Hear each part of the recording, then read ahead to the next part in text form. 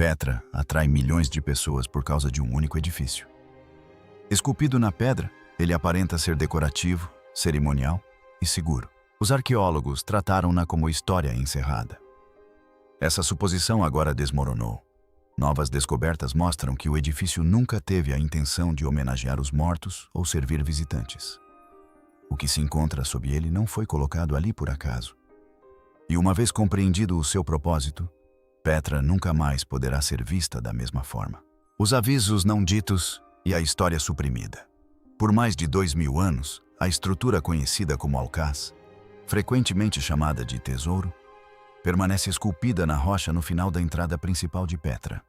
Qualquer pessoa que entre na cidade antiga deve passar por um longo e estreito corredor de rocha chamado Seque. E o tesouro é a primeira grande estrutura revelada quando essa passagem se abre. Devido à sua localização, tornou-se o edifício mais visto, mais fotografado e mais comentado de Petra. Moldou a forma como toda a cidade era compreendida. Hoje é apresentado como um triunfo da arquitetura antiga. Segundo relatos locais repetidos ao longo dos séculos, outrora era tratado de forma muito diferente. As pessoas eram advertidas a não se aproximarem casualmente, a não permanecerem perto dele e a não o tratarem como um local de uso comum. Segundo as tradições orais beduínas, transmitidas aos exploradores do século XIX, o terreno em frente a Alcaz não era considerado seguro.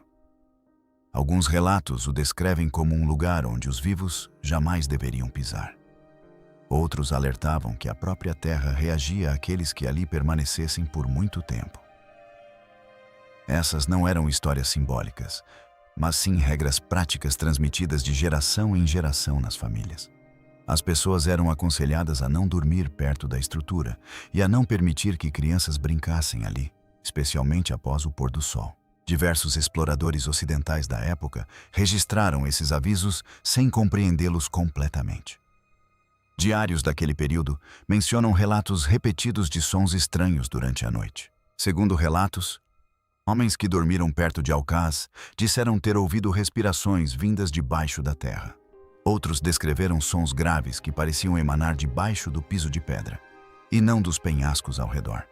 Esses relatos eram frequentemente descartados como medo ou superstição, mas aparecem repetidamente em registros escritos por diferentes viajantes que não tinham contato entre si.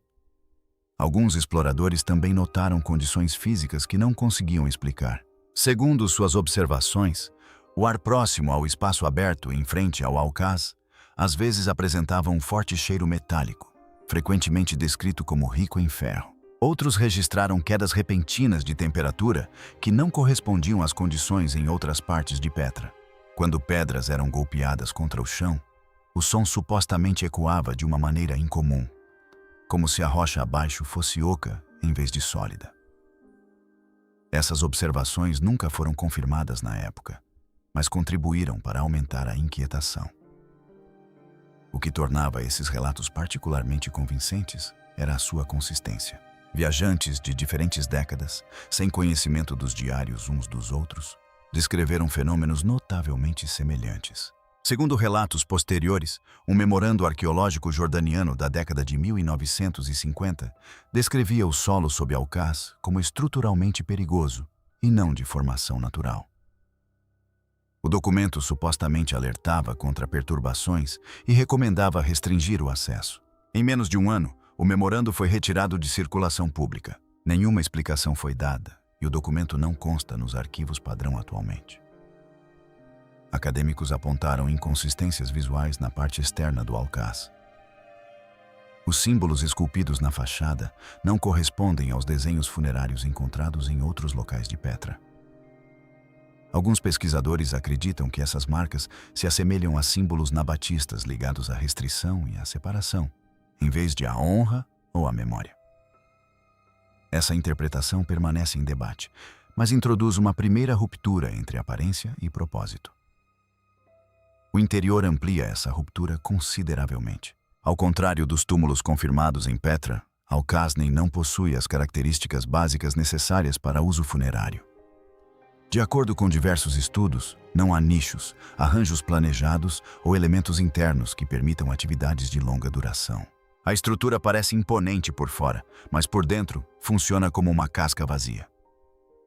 Segundo alguns historiadores, Alcaz não era originalmente tratado como um local de reverência, mas sim como uma barreira. Sua aparência chamava a atenção, mas sua reputação exigia cautela. A estrutura pode ter funcionado menos como um monumento e mais como uma fachada, construída para desviar a atenção do que se escondia por baixo, em vez de convidar as pessoas a entrar. À medida que os arqueólogos começaram a examinar por que o acesso sempre fora restrito, outra constatação surgiu. A resistência à escavação não se tratava apenas de preservação. Tratava-se de impedir respostas a uma pergunta que havia sido evitada durante séculos: medo político, registros perdidos e décadas de ocultação. Durante décadas, as escavações sob o edifício mais famoso de Petra não fracassaram por falta de tecnologia ou financiamento. Fracassaram porque a permissão foi negada. Segundo declarações públicas, o Departamento de Antiguidades da Jordânia citou repetidamente o risco estrutural. Os funcionários alertaram que escavar sob o pátio frontal do tesouro poderia desestabilizar a pedra e ameaçar o seu colapso. Essa explicação parecia razoável, mas também incompleta. Segundo relatos de ex-consultores do projeto, correspondentes internos levantaram uma preocupação diferente. A linguagem utilizada não se concentrava apenas na tensão na pedra, mas sim nas consequências. Vários documentos, segundo consta, alertavam para o risco de pânico cultural caso estruturas subterrâneas fossem expostas. A preocupação não era que a escavação pudesse danificar o edifício, mas sim que pudesse revelar algo difícil de explicar ou controlar. Entre as décadas de 1960 e 2020, diversas equipes de pesquisa estrangeiras apresentaram propostas para estudar a mesma área sob o pátio frontal. Esses pedidos partiram de universidades e institutos com longa trajetória em arqueologia não invasiva. A maioria foi rejeitada ou paralisada indefinidamente. Pelo menos 3 propostas faziam referência a uma escavação não autorizada anterior, da década de 1930.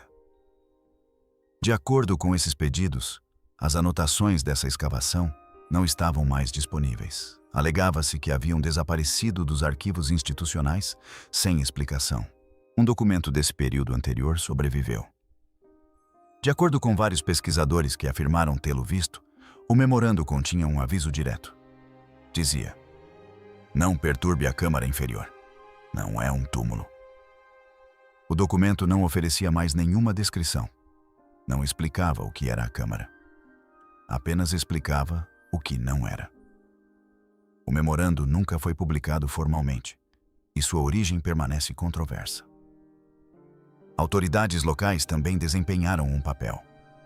Segundo alguns relatos, as equipes científicas eram informalmente desencorajadas, mesmo quando a aprovação formal parecia possível. A linguagem utilizada não era técnica, mas sim cautelar. Os pesquisadores foram informados de que o espaço foi selado para proteção, não para preservação. Essa expressão apareceu em atas de reuniões e conversas privadas, e não em relatórios oficiais. Sugeria uma crença interna de que a escavação corria o risco de liberar algo em vez de descobrir algo. Também circulavam histórias nos círculos arqueológicos. Segundo alguns pesquisadores, trabalhadores designados para o turno da noite perto do pátio relataram ter ouvido sons estrondosos vindos do subsolo. Os sons foram descritos como rítmicos e não aleatórios. Segundo esses relatos, vários trabalhadores se recusaram a retornar após esses incidentes. Essas alegações nunca foram verificadas publicamente, mas contribuíram para a reputação do local entre os profissionais. Em 2024, a situação mudou. A permissão foi concedida repentinamente e com poucas explicações públicas. Segundo relatos, a pressão de instituições de pesquisa avançada desempenhou um papel importante. O mesmo ocorreu com o vazamento de dados de satélite que revelaram anomalias de densidade diretamente abaixo do tesouro. Essas anomalias não correspondiam às formações rochosas naturais. As imagens mostraram não apenas espaço vazio, mas também características arquitetônicas, linhas retas e ângulos retos que só poderiam ser obra humana. A aprovação veio com condições rigorosas. A escavação foi limitada a valas reversíveis. A remoção do solo exigiu documentação em nível milimétrico. Diversas agências monitoraram o processo. Sensores foram instalados para rastrear a tensão e o movimento das pedras o tempo todo. De acordo com os membros da equipe, essas restrições eram diferentes de tudo o que eles haviam experimentado em locais semelhantes. Em conversas privadas, as autoridades emitiram um último aviso. Segundo os presentes, os líderes das equipes foram informados. Este projeto não é uma caça ao tesouro. Não tratem o que encontrarem como patrimônio histórico. Tratem como algo a ser preservado. Com a permissão concedida sob extrema tensão, os pesquisadores recorreram a exames não invasivos e a tecnologia revelou uma câmara que não deveria ter existido. A câmara cujo projeto provou que nunca foi um túmulo. Assim que a permissão foi concedida, os arqueólogos não começaram com escavações. Começaram com escaneamentos. De acordo com os registros do projeto, o primeiro passo foi estudar o que havia sob a terra sem perturbá-la. A equipe utilizou 3 tecnologias diferentes. O radar de penetração no solo mapeou as mudanças de densidade. A resistividade elétrica mediu como o solo respondeu à corrente elétrica. A magnetometria rastreou as variações nos campos magnéticos. Cada método funcionou independentemente. Os 3 produziram o mesmo resultado. Abaixo dos 4 pátios em frente ao tesouro, havia um vazio. Não era irregular. Não estava fraturado. Tinha bordas retas e cantos definidos. Segundo relatos, o formato era retangular e bem delimitado. Cavidades naturais não se formam dessa maneira. A geometria por si só indicava uma construção deliberada. Quando os técnicos sobrepuseram os dados, as proporções tornaram-se mais claras. A câmara seguia proporções observadas em um pequeno número de estruturas nabotianas, mencionadas em inscrições antigas associadas à restrição e contenção. Essas proporções não correspondiam aos projetos de tumbas conhecidos. As câmaras funerárias do mesmo período apresentam layouts diferentes, pontos de acesso distintos e divisões internas diferentes. Segundo especialistas, a coincidência não era simbólica, mas sim estrutural. Conforme as varreduras prosseguiam, os técnicos se depararam com um segundo problema. Diversas varreduras de radar retornaram sinais distorcidos. As ondas se comportavam como se algo dentro da câmara estivesse interferindo na ressonância. Segundo vários técnicos, o equipamento foi recalibrado e testado novamente. A distorção persistiu. Ela não seguia padrões associados a erros da máquina ou interferência na superfície. A interrupção do sinal parecia localizada dentro da própria câmara. Os dados magnéticos adicionaram outra camada de incerteza. De acordo com os relatórios de análise, a câmara apresentou assinaturas de calor residual inconsistentes com espaços de sepultamento. As câmaras de sepultamento normalmente se estabilizam na temperatura da rocha circundante ao longo do tempo. Este espaço de fato se estabilizou. Não. As leituras sugeriram exposição a repetidos eventos de calor intenso antes do teto. Os pesquisadores observaram que tais padrões se alinham com espaços fechados usados para queima controlada, em vez de sepultamento cerimonial. Quando essa equipe aprimorou ainda mais os modelos de radar, padrões internos de sedimentos tornaram-se visíveis. Em vez de se depositarem uniformemente, o material interno parecia comprimido em formações curvas. Segundo analistas geotécnicos, esse padrão sugere movimentação interna antes do selamento da câmara. O sedimento foi deslocado e empurrado para fora, como se corpos ou grandes massas tivessem se movido dentro de um espaço confinado. Nesse ponto, a interpretação de trabalho mudou. De acordo com um pesquisador de São, um pesquisador da Universidade Andrews, que analisou a reconstrução composta, observou que o projeto indicava uma função unidirecional. A câmara permitia a entrada, mas não a saída.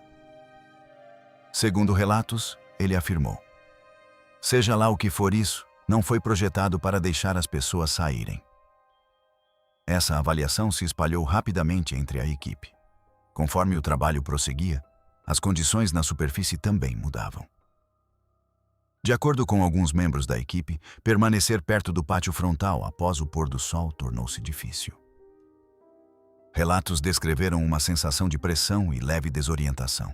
Outros observaram acúmulo de carga estática em equipamentos e roupas. Esses efeitos não foram documentados como riscos. mas vários pesquisadores optaram por não permanecer no local após o anoitecer. Formalmente, a estrutura foi denominada Anomalia C para evitar especulações. Informalmente, a terminologia mudou. De acordo com anotações internas, os membros da equipe começaram a se referir a ela como a Câmara Trancada. O nome refletia o que os dados mostravam. Não se tratava de uma cavidade acidental. Era uma estrutura selada, projetada com precisão e propósito. Nesse ponto, a conclusão era inevitável. Havia uma câmara artificial sob o tesouro. Seu projeto não correspondia a um uso funerário. Não correspondia a um armazenamento. Correspondia a um confinamento. Com evidências inegáveis de uma estrutura selada sob o tesouro, a escavação tornou-se inevitável, forçando os arqueólogos a confrontar a primeira câmara e o portal que ela escondia. Degraus talhados para confinamento. A escavação não começou com ferramentas pesadas. De acordo com os protocolos do projeto, os arqueólogos passaram a usar instrumentos de madeira e pincéis macios assim que alcançaram a borda superior da estrutura selada. Não se tratava de uma mera formalidade. Era uma questão de cautela. Ferramentas de metal podiam causar faíscas ou fraturar superfícies de pedra que permaneceram seladas por séculos. Cada movimento era feito com cuidado. Cada camada era documentada antes de se tocar na seguinte. A primeira estrutura nítida surgiu logo abaixo da superfície. Estreitos degraus de pedra, talhados diretamente na rocha, começavam a descer. Eram íngremes e irregulares. Segundo especialistas em arquitetura, o ângulo era inadequado para uso funerário. Escadas funerárias são construídas para acesso frequente e cuidadoso. Esses degraus não eram. Eles tinham uma queda abrupta e ofereciam pouco apoio. Alguns pesquisadores acreditam que esse projeto teria causado desorientação e instabilidade a qualquer pessoa que descesse. À medida que a escavação prosseguia para baixo, as paredes que revestiam a escadaria tornaram-se visíveis. Eram simples. Não havia entalhes, símbolos ou qualquer tipo de decoração. Em vez disso, os blocos de pedra encaixavam-se firmemente de uma forma que resistia à força externa. De acordo com a análise estrutural, o padrão de reforço só fazia sentido se houvesse pressão vinda do interior da câmara. Não se tratava de uma construção destinada a evitar o colapso, mas sim a conter algo. Uma inspeção mais detalhada revelou marcas nas paredes. Sulcos rasos e padrões irregulares de ranhuras apareceram na altura do braço em várias seções da pedra. De acordo com relatos, essas marcas não correspondem ao trabalho de ferramentas usado na construção. Alguns especialistas acreditam que se assemelham a raspagens causadas por mãos ou objetos arrastados repetidamente contra a superfície. A localização e a repetição sugerem movimento e resistência, em vez de acabamento. A meio caminho da descida, a equipe descobriu uma passagem secundária que se ramificava da escadaria principal. Ela não permaneceu aberta por muito tempo. O túnel estava completamente preenchido com pedras e detritos. A análise do material aterrado mostrou que ele havia sido inserido deliberadamente a partir do exterior. Marcas de ferramentas na superfície do teto confirmaram isso. Segundo alguns pesquisadores, a passagem pode ter servido como rota de fuga em algum momento, sendo bloqueada intencionalmente para impedir o retorno à superfície. À medida que a escavação se aprofundava, o ambiente mudava. Os membros da equipe relataram que o ar parecia mais pesado. Dados de fotogrametria capturaram um comportamento da poeira que não correspondia às condições de uma trincheira aberta. As partículas se depositavam rápida e irregularmente, sugerindo fluxo de ar limitado. Isso não era um efeito natural da profundidade em si. Indicava um espaço fechado abaixo que não havia trocado ar normalmente. O som também se comportava de maneira diferente. De acordo com relatos da equipe de escavação, a fala normal produzia ecos secundários fracos que não se alinhavam com o formato do poço. As palavras pareciam retornar mais suaves e distorcidas, como se refletidas através de estreitos espaços internos. Alguns especialistas em acústica acreditam que a geometria da descida foi projetada para manipular o som, reduzindo a clareza e aumentando a confusão. Na base da escadaria, surgiu a barreira final. Uma grande laje de pedra selava completamente a câmara. O encaixe era preciso. Não havia frestas, nem canais de ar. Os testes mostraram zero penetração de ar. Segundo os engenheiros no local, esse nível de forro é raro e desnecessário, a menos que o objetivo seja o isolamento absoluto. Naquele momento, a função da estrutura ficou mais clara. Essa descida não fora construída para acolher. Era construída para controlar. Cada escolha de projeto apontava na mesma direção. O que havia além da laje selada finalmente testaria essa conclusão: os mortos em ordem. Quando a câmara selada foi finalmente aberta, a primeira coisa que os arqueólogos notaram foi a ordem. Os esqueletos em seu interior não estavam espalhados nem desmoronados. Estavam dispostos com cuidado. Cada esqueleto repousava intacto, com os ossos alinhados e sem perturbações. De acordo com os relatórios de escavação, esse nível de preservação só seria possível se a câmara tivesse permanecido selada por um longo período.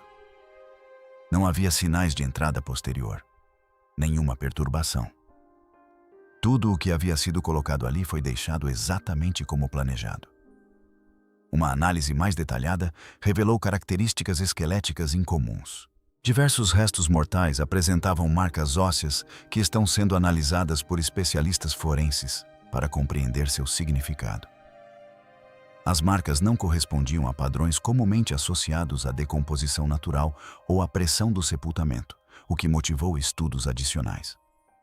A posição dos esqueletos intensificou essa preocupação.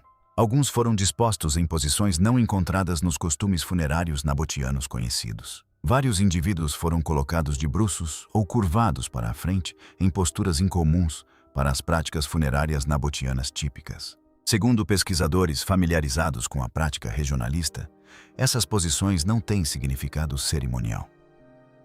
Não são simbólicas de honra ou luto. Parecem ser impostas em vez de escolhidas. Os objetos colocados junto aos esqueletos acrescentaram mais uma camada de desconforto. Não havia bens valiosos, joias, nem itens que indicassem posição social ou memória. Em vez disso, pequenas tigelas, jarros e cerâmicas simples foram posicionados com espaçamento preciso. Um vaso foi encontrado pressionado firmemente contra uma caixa torácica, como se estivesse sendo mantido no lugar no momento da morte. De acordo com alguns arqueólogos, essa disposição sugere controle ritual em vez de oferenda. Os itens parecem servir a uma função, em vez de transmitir respeito. Os testes químicos realizados nas paredes da câmara produziram resultados inesperados. De acordo com os relatórios de laboratório, foram detectados vestígios de calcário tratado em diversas superfícies. Esse tratamento está associado em contextos nabotianos a práticas de purificação ou contenção, e não a preparações funerárias padrão. A substância parece ter sido aplicada de forma deliberada e uniforme, sugerindo um processo controlado, em vez de mera decoração. A disposição dos objetos ao redor dos esqueletos também seguia padrões. Vários itens formavam agrupamentos espaciais repetidos que lembram símbolos mencionados em inscrições nabotânicas que descrevem espaços restritos, às vezes chamados de casas de silêncio. Segundo alguns estudiosos, esses padrões tinham o propósito de marcar zonas de contenção, e não sepulturas. Essa interpretação ainda é debatida, mas a repetição era clara. Outro detalhe chamou a atenção. Vários esqueletos estavam dispostos em pares. Eles não estavam posicionados como famílias. Não havia indicação de correspondência de idade ou parentesco. De acordo com as notas de escavação, esse agrupamento sugere seleção em vez de linhagem. Os indivíduos pareciam escolhidos e agrupados por razões não explicadas pela tradição funerária. O ar dentro da câmara contava sua própria história. Era viciado, mas estável. Segundo análises ambientais, a câmara manteve-se selada internamente por séculos. Não havia sinais de fluxo ou troca de ar. Essa estabilidade reforça a ideia de que o espaço foi construído para isolamento a longo prazo e não para visitas. Em conjunto, as evidências apontavam para uma única direção. Esta câmara não foi projetada para honrar os mortos, mas sim para controlar pessoas. Cada elemento sugere controle antes da morte e isolamento depois dela. Segundo alguns pesquisadores, Não se tratava de um túmulo que falhou, mas sim de um sistema que funcionou exatamente como planejado. Contudo, as questões levantadas não se encerraram com a câmara em si, pelo contrário, tornaram-se ainda mais urgentes. O que aguardava, além do próximo espaço selado, forçaria os arqueólogos a confrontar o verdadeiro propósito do que havia sido construído sob Petra. O propósito revelado. Quando a segunda câmara selada foi aberta, a mudança foi imediata. De acordo com os relatórios da escavação, uma corrente de ar aprisionado escapou pela abertura. Os membros da equipe descreveram o ar como pesado e difícil de respirar. Ele carregava o cheiro de decomposição misturado com fuligem e fortes traços químicos.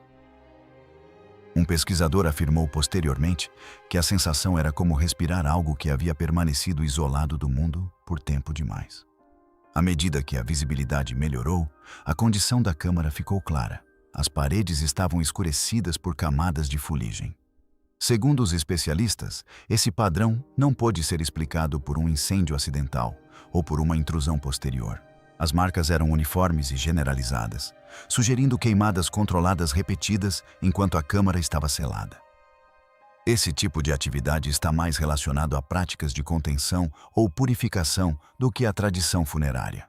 O chão apresentava um cenário muito diferente da câmara acima. Ali, os esqueletos não estavam organizados, mas sim empilhados. Os membros se sobrepunham. As articulações estavam desalinhadas. Muitos crânios apresentavam fraturas. Costelas estavam quebradas. De acordo com a análise forense, esse dano ocorreu antes da morte ou durante um confinamento extremo. Não corresponde a um colapso natural ou a um assentamento a longo prazo. Entre os restos mortais, um detalhe chamou a atenção da equipe. O esqueleto de uma criança foi encontrado pressionado firmemente contra o de um adulto. A posição sugeria uma última tentativa de proteção e não um posicionamento cerimonial. Segundo relatos, essa disposição refletia pânico e aglomeração. Não refletia um ritual, mas sim medo. Perto da parede oposta, 3 esqueletos se destacavam dos demais. Estavam posicionados deliberadamente. Um deles apresentava sinais de status elevado, com base em vestígios remanescentes. Os outros 2 exibiam traumas severos. Segundo alguns especialistas, essa disposição pode indicar uma execução ritual ou um confinamento forçado. O contraste entre ordem e violência era impressionante. Os objetos recuperados da câmara foram adicionados ao quadro. Vários vasos de cerâmica continham resíduos espessos. Testes preliminares identificaram compostos ricos em ferro misturados com cinzas e resina vegetal. De acordo com registros históricos, misturas semelhantes eram usadas em contextos antigos para causar confusão, submissão ou desorientação. Essas substâncias não eram decorativas, mas sim funcionais. O exame dos ossos revelou mais evidências de contenção. Deslocamentos compatíveis com amarras estavam presentes em múltiplos esqueletos. Segundo especialistas forenses, essas lesões ocorrem quando os movimentos são restringidos por períodos prolongados. Isso corrobora a conclusão de que pessoas foram mantidas vivas nesse local. O que estava faltando era tão importante quanto o que foi encontrado. Não havia inscrições, textos comemorativos, nomes ou marcas de memória. A câmara não oferecia qualquer menção aos indivíduos ali presentes. Segundo os arqueólogos, essa ausência era intencional. A memória não era o objetivo. A remoção era o objetivo. Quando o projeto arquitetônico, as evidências físicas e o contexto histórico foram considerados em conjunto, um padrão claro emergiu. Fontes nabotânicas antigas fazem referência a estruturas restritivas usadas para isolar indivíduos considerados perigosos, contaminados ou socialmente inaceitáveis. Segundo alguns pesquisadores, esta câmara se encaixa perfeitamente nessas descrições. Isso reformulou o significado da estrutura acima. O rosto ornamentado esculpido na rocha não era o propósito. Era a fachada. Atraía a atenção para cima, enquanto escondia o que estava abaixo. A construção não convidava as pessoas a entrar. Mantinha algo fora da vista. O que foi descoberto sob Petra não acrescenta uma nota de rodapé à história. Muda a forma como todo o sítio arqueológico é compreendido. A estrutura mais famosa de Petra não foi construída para a honra, não foi construída para a adoração, não foi construída para os mortos. De acordo com as evidências agora disponíveis, foi construída para confinar os vivos e apagá-los completamente. Essa é a verdade que a pedra pretendia esconder. Se você gostou do vídeo, clique em gostei e inscreva-se no canal.